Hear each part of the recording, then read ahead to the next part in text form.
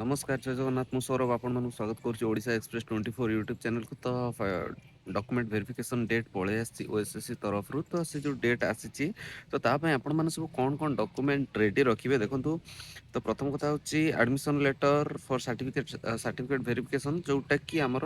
OSSC website रे आसीबो तापर कॉपी ऑफ ऑनलाइन एप्लीकेशन आ गोटे रोची 10 सर्टिफिकेट आपनकर एचएससी और इक्विवेलेंट 10 सर्टिफिकेट रोची डिप्लोमा सर्टिफिकेट तापर रहिला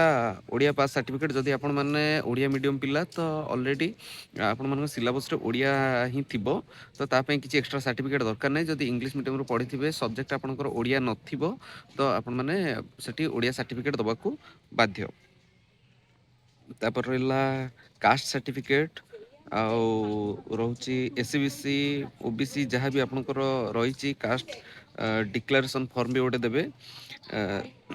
तापर होची डिजेबिलिटी आ गोटे एक्स सर्विसमैन तापर स्पोर्ट्स कोटा तापर आउ आइडेंटिटी प्रूफ जोटा कि गवर्नमेंट ऑथराइज जोटा कि जेमति होची हमर आधार कार्ड हो कि वोटर कार्ड हो सेटा देबे आ जो माने जॉब करचंती से माने गोटे कॉपी ऑफ एनओसी प्रोवाइड करिवे।